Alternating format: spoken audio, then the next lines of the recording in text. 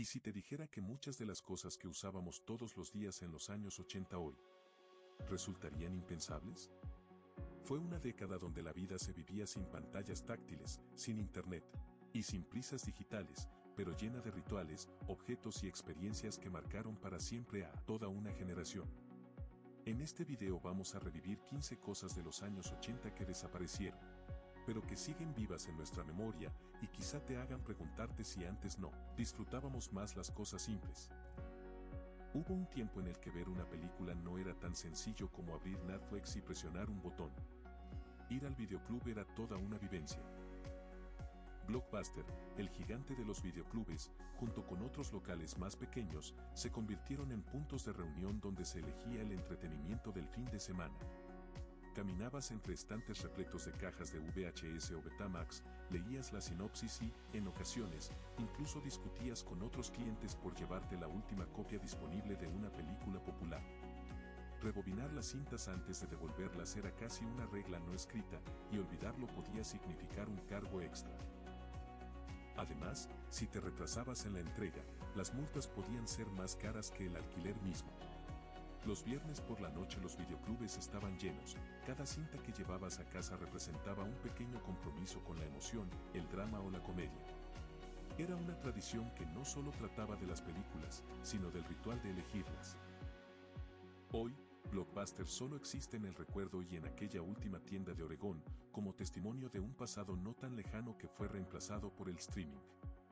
El Walkman fue mucho más que un simple reproductor portátil de casetes, fue un símbolo de libertad y una auténtica revolución personal en los años 80. Lanzado por Sony en 1979, rápidamente conquistó al mundo al permitir llevar la música a cualquier lugar, algo que antes parecía imposible. Este pequeño dispositivo no solo transformó la manera de escuchar música, sino también la relación que teníamos con ella.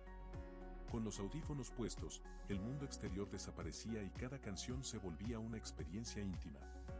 Desde caminatas por el parque hasta viajes en autobús, el Walkman convertía cualquier momento en un concierto privado. Además, impulsó tendencias como el aeróbic y las caminatas, ya que la música portátil se volvió la compañera ideal para mantenerse activo. También nos enseñó a elegir bien qué escuchar, porque cargar demasiados casetes no era práctico. Aunque hoy lo vemos con nostalgia, su legado sigue presente en cada playlist que creamos en nuestros teléfonos. ¿Tuviste un Walkman? Cuéntanos en los comentarios. Antes de los contactos en el celular y de buscarlo en Google, existía un ritual que hoy parece de otro mundo: encontrar números telefónicos en la guía telefónica. Esos enormes y pesados libros llenos de páginas delgadas eran indispensables en cada hogar. Si necesitabas el número de un amigo, un negocio o algún servicio, tu primera parada era esa interminable lista alfabética de nombres y teléfonos. Buscar entre cientos de José García o María López podía convertirse en toda una odisea, especialmente si no contabas con el apellido completo. Aún así, estas guías tenían su encanto. Incluían directorios comerciales donde podías encontrar desde plomeros hasta florerías, todo en un solo lugar. El sonido de las páginas al pasar y la satisfacción de hallar finalmente el número correcto formaban parte de la experiencia. Aunque hoy parezcan reliquias, las guías telefónicas fueron esenciales en su tiempo. No necesitabas internet, solo paciencia y algo de tiempo.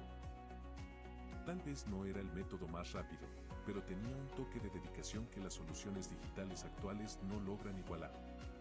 ¿Alguna vez pasaste horas buscando un número en una de ellas? Puede parecer increíble, pero en los años 80 fumar era tan común que se hacía prácticamente en cualquier lugar. Oficinas, restaurantes, discotecas, aviones e incluso hospitales eran espacios donde el humo del cigarro formaba parte del ambiente diario. Los ceniceros eran objetos indispensables y los no fumadores aprendían a convivir con el humo como algo normal. Fumar estaba tan integrado en la cultura que incluso se asociaba con estatus o sofisticación en ciertos círculos sociales. Sin embargo, detrás de esa normalización crecía la preocupación por los daños a la salud. Aunque las advertencias existían desde los años 60, pasaron décadas antes de que las leyes comenzaran a limitar su consumo. Hoy los espacios libres de humo son la norma y resulta difícil imaginar un vuelo o una comida en un restaurante rodeados de humo. Pero para quienes vivieron esa época, la imagen de un cenicero en cada mesa o un letrero de zona para fumadores sigue siendo un recuerdo imborrable. ¿Qué opinas de este cambio? ¿Crees que en esto sí hemos avanzado? El Mundial de México 1986 no fue solo un torneo deportivo, sino un acontecimiento histórico que marcó a toda una generación. Fue la segunda ocasión en que México fue sede de la Copa del Mundo, un logro que llegó en circunstancias difíciles. Apenas un año antes, el devastador terremoto de 1985 había dejado a la Ciudad de México gravemente afectada. Sin embargo, el país no solo se recuperó, sino que organizó uno de los mundiales más recordados de la historia. Este torneo nos dejó momentos inolvidables, como el legendario gol de Maradona contra Inglaterra, conocido como el gol del siglo, y su polémica mano de Dios, que aún genera debate. El Estadio Azteca vibró como nunca, albergando tanto la inauguración como la final, donde Argentina venció a Alemania y se coronó campeón. Más allá del fútbol, México 86 reflejó la pasión, la resiliencia y el espíritu festivo del pueblo mexicano. La mascota oficial, Pique, con su sombrero y bigote, se convirtió en símbolo del evento, y los estadios se llenaron de color, cánticos y una atmósfera que quedó para la historia. Las salas de videojuegos eran verdaderos templos del entretenimiento en los años 80. No había nada como salir de clases y correr con los amigos al centro comercial o al local favorito del barrio, donde estas máquinas brillantes nos esperaban con luces y sonidos envolventes. El tiempo parecía detenerse mientras probaba suerte con juegos como Pac-Man, Donkey Kong o Space Invaders. Cada ficha que introducías era una oportunidad para superar tu récord o demostrar que eras el mejor. Estos lugares no solo eran para jugar, eran puntos de encuentro donde se compartían estrategias, rivalidades y recuerdos inolvidables. Pero su magia no duró para siempre. La llegada de las consolas caseras, que ofrecían experiencias similares desde casa, marcó el inicio de su declive. Hoy pocas sobreviven y las que quedan son refugios para nostálgicos. Si viviste esa época, seguro recuerdas la emoción de llegar con monedas en el bolsillo y elegir tu máquina favorita. ¿Cuál era la que más te atrapaba? MTV llegó como una auténtica revolución cultural en los años 80, transformando para siempre la forma de consumir música. No era solo un canal de televisión, era el espacio donde los artistas cobraban vida a través de videoclips que contaban historias, deslumbraban con efectos visuales y se convertían en fenómenos globales. Escuchar tu canción favorita ya no era solo cuestión de sintonizar la radio, en MTV la experiencia era visual. Desde el icónico thriller de Michael Jackson hasta las producciones creativas de Madonna, cada video era una obra que definía la época. Podías quedarte horas frente a la pantalla esperando que transmitieran ese clip que tanto te gustaba. MTV marcó tendencias no solo musicales, sino también de moda, estilo y actitud. Los artistas ya no solo se escuchaban, se veían, y eso hizo que la música de los 80 se sintiera aún más intensa. Hoy los videoclips siguen existiendo, pero su impacto jamás volvió a ser como en la era dorada de MTV. La moda de los años 80 estuvo llena de excentricidades, y los pantalones de paracaídas fueron uno de sus mejores ejemplos. Fabricados con nylon ligero y brillante, tenían un diseño holgado que ofrecía libertad de movimiento, lo que los hizo muy populares entre bailarines de breakdance y amantes de la moda atrevida. Con colores neón y tonos metálicos, no solo eran funcionales, sino una declaración de estilo. Su apariencia llamativa capturaba el espíritu experimental y rebelde de la década. Se usaban para bailar, salir con amigos o simplemente marcar tendencia en la escuela. Aunque su popularidad fue breve y desaparecieron hacia finales de los 80, dejaron una huella imborrable. Hoy, verlos en fotos o películas de esa época nos transporta a un tiempo en el que la moda no temía ser extravagante. ¿Te atreviste a usarlos o te hubiera gustado hacerlo? Los años 80 fueron la época dorada de los centros comerciales, espacios que se convirtieron en el núcleo de la vida social, especialmente para los jóvenes. Más que lugares para comprar, eran sitios donde pasabas la tarde explorando tiendas, comiendo comida rápida o simplemente caminando con amigos. Era el plan perfecto para el fin de semana. Los cines, las salas de juegos y las áreas de comida les daban un aire casi mágico, siempre había algo que hacer. Cada visita era una pequeña aventura. Desde probarte ropa de moda hasta buscar el regalo ideal. Con el auge del comercio en línea, muchos de estos lugares han perdido protagonismo e incluso han cerrado. Pero para quienes crecieron en esa época, los centros comerciales eran mucho más que edificios, eran el corazón de la comunidad. Si hubo un objeto que simbolizó paciencia, habilidad y frustración en los 80, ese fue el cubo de Rubik. Creado en 1974 por el escultor y arquitecto húngaro Ernst Rubik, se convirtió en una fiebre mundial al inicio de la década. Niños, adolescentes y adultos intentaban resolver este rompecabezas de colores. El objetivo era sencillo, lograr que cada cara tuviera un solo color. Pero para muchos, el reto terminaba en frustración, con cubos abandonados o incluso desarmados. El cubo de Rubik no fue solo un juguete, sino un fenómeno cultural. Surgieron competencias de velocidad y programas de televisión mostraban a personas capaces de resolverlo en segundos. Hoy, con tutoriales y algoritmos en línea, parece más fácil, pero en los 80 resolverlo era casi un arte. Antes del GPS y Google Maps, llegar a cualquier lugar requería un mapa de papel. En los años 80 estos mapas eran indispensables para viajes y excursiones y un objeto común en autos y hogares. Usarlos no era tan simple como abrir una app. Primero debías localizar tu destino entre líneas y nombres diminutos, luego trazar mentalmente la ruta sin perderte. Y después venía el desafío final, doblar el mapa correctamente. Muchos terminaban con pliegos arrugados que nunca regresaban a su forma original.